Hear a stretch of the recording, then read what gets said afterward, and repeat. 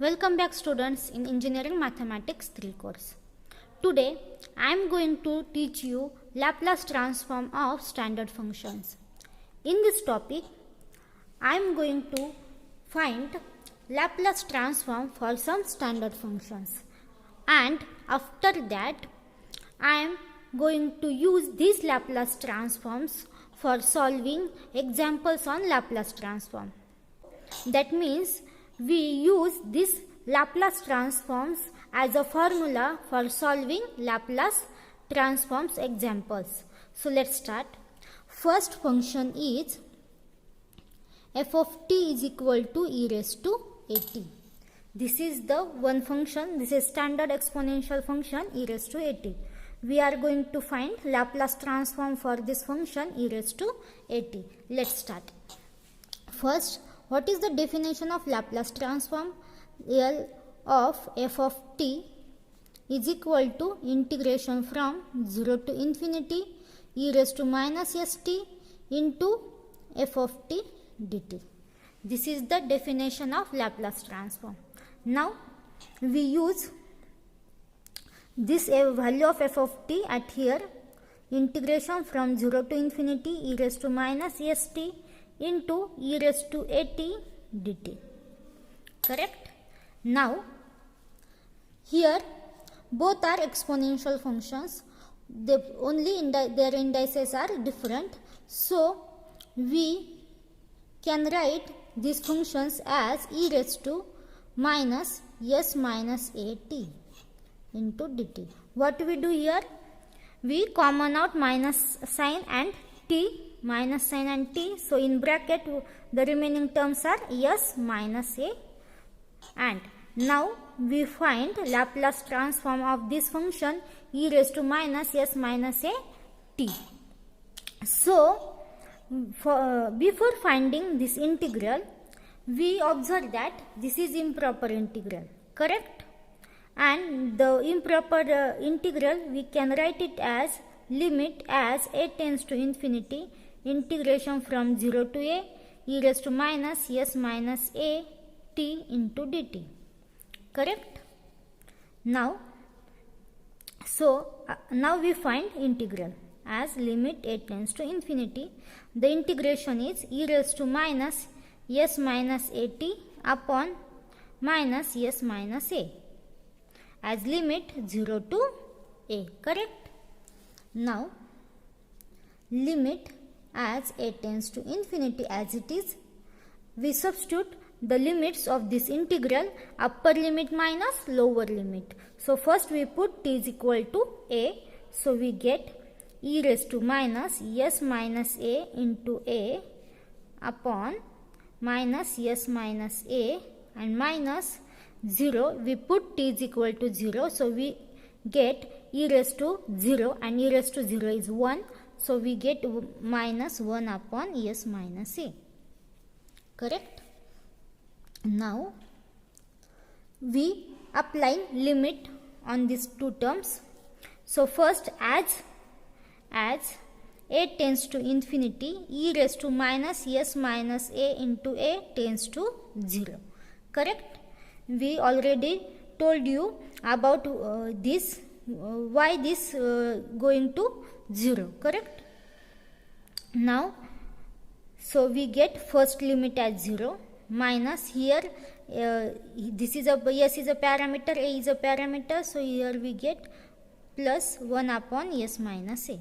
So this is we get Laplace transform of e raised to at is equal to what? 1 upon s minus a.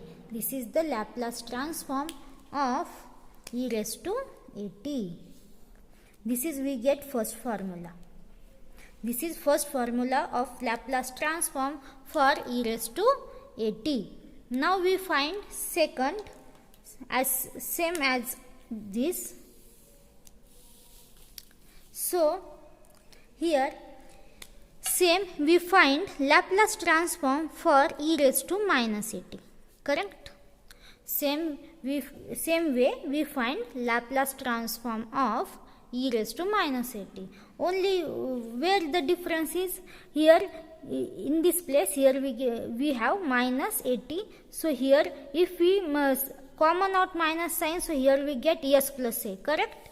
And after integrating this, here we get 1 upon s plus a. So Laplace transform of e raised to minus 80 is 1 upon s plus a. This is exercise for you. Now we solve third. This is second Laplace transform. Now we find Laplace transform for sin 80. This is also one standard function, correct? Sin 80. Now we find Laplace transform for this sin 80. So again using for definition of Laplace transform, L of f of t is equal to integration from 0 to infinity e raised to minus st into f of t dt. Then we can write integration from 0 to infinity e raised to minus st into sin 80 dt.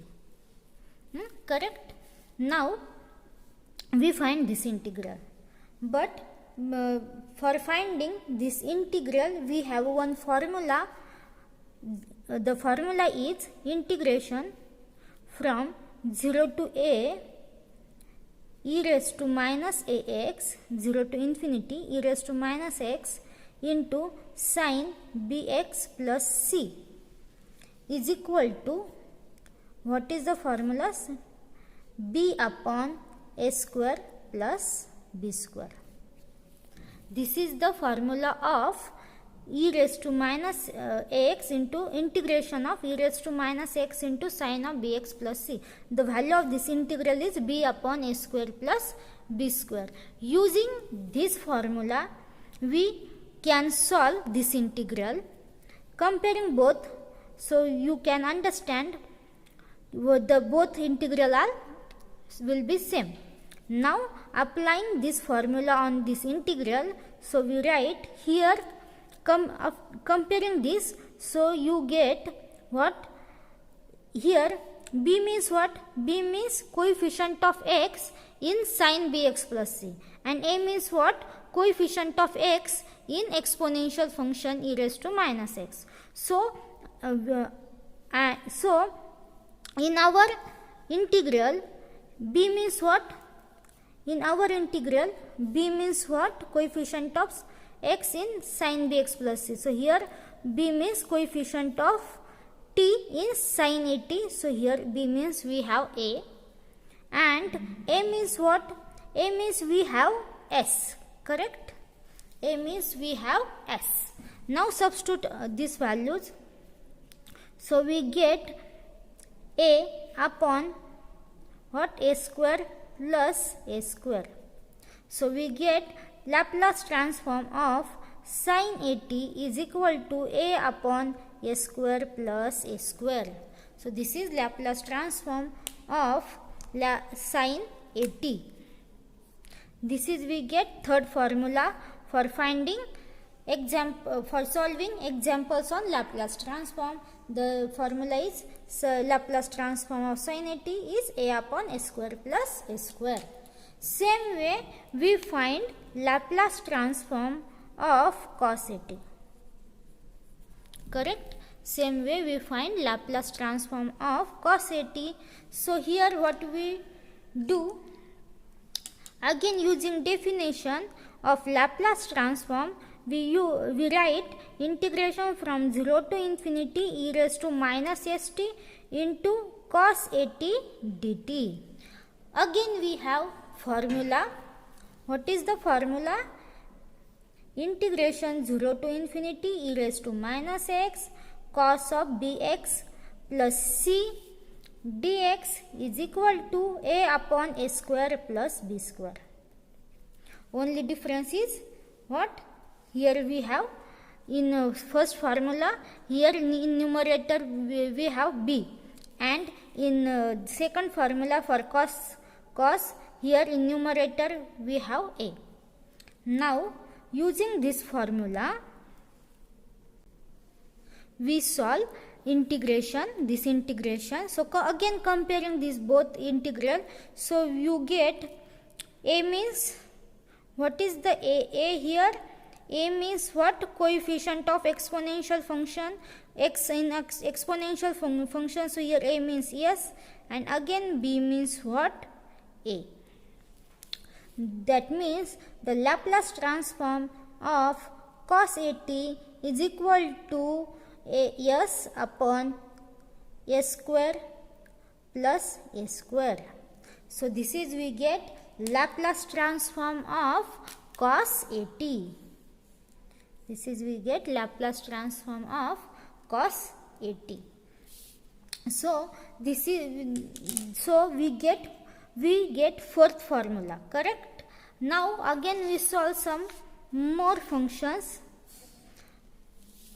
So we have next fifth function, f of t is equal to sine hyperbolic AT. Now we find Laplace transform for sine hyperbolic AT. So next what we do? First we write definition, integration from 0 to infinity e raised to minus st, f of t means sine hyperbolic AT into dt, correct? Now we use here the definition of hyperbolic function. So what is the value of sine hyperbolic AT? So by hyperbolic function we can write sine hyperbolic AT is equal to e raised to AT minus e raised to minus AT upon 2. This is the definition of hyperbolic function. Using this definition, we can write sine hyperbolic AT as this in exponential form. So substitute at here. So integration from 0 to infinity e raised to minus st into e raised to AT minus e raised to minus AT upon 2 into dt. Now here 1 upon 2 we write 1 upon 2 outside of integral, and in integral we multiply by e raised to minus st to this bracket. So we get first term is what? E raised to minus st into e raised to AT. So we can write this term as minus s minus a into t, correct? What we do here? We common out minus t in bracket, the terms are s minus a. Same way we can write multiplication of e raised to minus st and e raised to minus at. So multiplication is what? E raised to minus s plus a into t and dt. So we get these two terms. Now we find integration of these two terms. So we already find out integration of these two terms. Here what is the integration of e raised to minus s minus at? So we get 1 upon s minus a, and same way we can find integration of e raised to minus at is 1 upon s plus a. So using this we can directly write it as 1 upon s minus a minus 1 upon s plus a. Now we simplify it. Here what we do? Here we for first term we multiply and divide by s plus a, and for second term we multiply and divide by s minus a. So we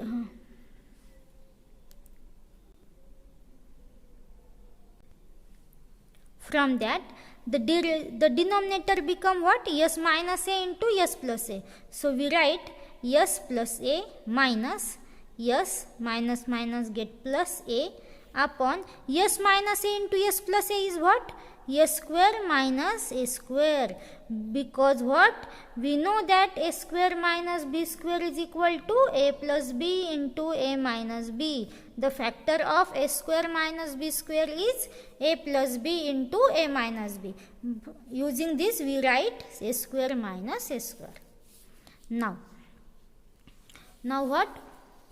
here 1 upon 2 as it is, and here what we get, s and minus s become 0, and here a plus a is 2a upon s square minus s square. So a 2 get cancelled.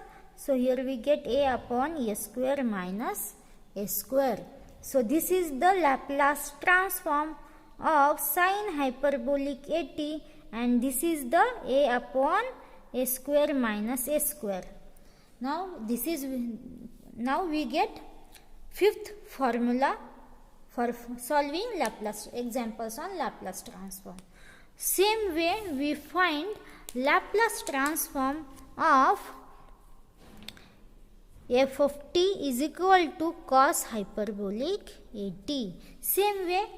So now we see how we do this. First again write definition e raised to minus st into cos of hyperbolic at into dt, correct? And what? Again using hyperbolic functions formula. What is the hyperbolic function for cos hyperbolic at? Is e raised to at plus e raised to minus at upon 2, correct? So using this we can write integration from 0 to infinity e raised to minus st into e raised to at plus e raised to minus at upon 2 into dt. Again multiplying this and 1 upon 2 common outside. So we get 0 to infinity. What we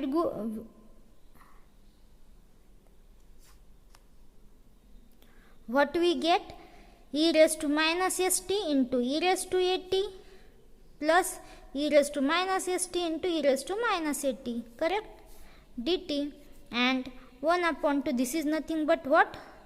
E raised to minus s minus at plus e raised to minus s plus a t, correct? So here it is 1 upon s minus a plus 1 upon s plus a, and here 1 upon 2. So simplify it. So we get s plus a plus s minus a upon s square minus a square, and this is what? Here minus a plus a 0. So here we get 2s upon a square minus a square. 2 get cancelled. So here we get s upon a square minus a square. So this is the Laplace transform of cos of hyperbolic at. It is s upon s square minus a square. Now we find last Laplace transform. First standard function f of t is equal to t raised to n. Now this is very important. So let's find. So Laplace transform of this is what? Laplace transform of t raised to n is equal to integration from 0 to infinity e raised to minus st into t raised to n dt, correct? Now, so here for solving this integral we use the definition of gamma function. What is the definition of gamma function? Integration from 0 to infinity x raised to n into e raised to minus x. Here n minus 1. So this is the definition of gamma function. We can write it as e raised to minus x into x raised to n minus 1 dx. So this is the definition of gamma function. Now using this definition we solve this integral. So comparing these two integrals, so we observe that here power of x raised to n, here we have x raised power of x is n minus 1, and here we have power is n. So first what we do? First we convert this our integral into this gamma functions form. So for that we put x is equal to st. So that means t is equal to what? X upon s, correct? Let's take derivative. So derivative is dt is equal to dx upon s. So limits what? Limits are what? X and t. If t is equal to 0, then x becomes 0. If t is equal to infinity, then x is also infinity. Now we write Laplace transform of t raised to n is equal to integration from 0 to infinity. In first term, what? E raised to minus st, that means e raised to minus x, correct?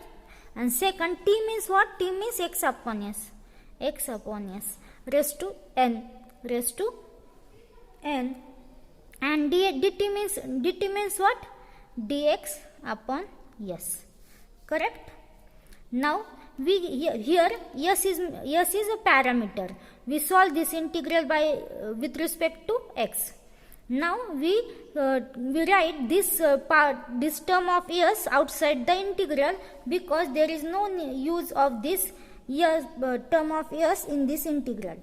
So what is the value of this s? 1 upon s raised to n into this s, that means here 1 upon s raised to n plus 1, and integral 0 to infinity e raised to minus x into x raised to n dx, correct? But here again we have power of x is n, and we can convert this into the power n minus 1. For that, what we do? For that, we take some adjustment.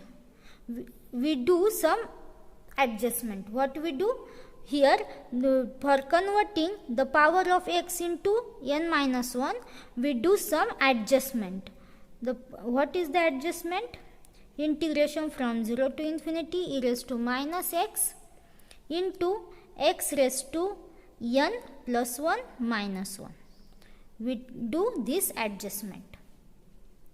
1 upon s raised to n plus 1 as it is, and it is now compare this into the definition of gamma function. So we can write it as this nothing but was gamma of n plus 1, correct? This is what? Gamma of n plus 1.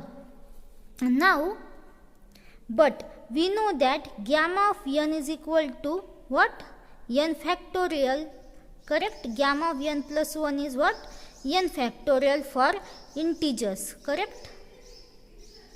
So from this we can write Laplace transform of t raised to n is equal to n factorial upon s raised to n plus 1. So this is we get Laplace transform of t raised to n. Now we get formulas for solving Laplace transform. First function is what? Laplace transform of t raised to n, correct? We get Laplace transform is 1 upon s minus a. Second we have, Laplace transform is e raised to, again we write, first Laplace transform is of e raised to it is what we get? 1 upon s minus a. Second Laplace transform for e raised to minus it is what? 1 upon s plus a. This is second formula. Now third formula is Laplace transform of what we find? Sin at. So what we get? Laplace transform sin at is what? A upon a square plus a square. Then Laplace transform of cos of at is what? S upon a square plus a square. Now next fifth formula is Laplace transform for sin hyperbolic at. What is the formula of sin hyperbolic at? A upon a square minus a square. Next we find Laplace transform of cos of hyperbolic at, and this is what? S upon s square minus a square. Next we find Laplace transform of t raised to n, and this is what? N factorial upon s raised to n plus 1. So this is we get formulas for solving examples on Laplace transform. We use this formula directly during solving the examples of Laplace transform. So today we stop here. In next lecture we solve some examples on Laplace transform. Thank you.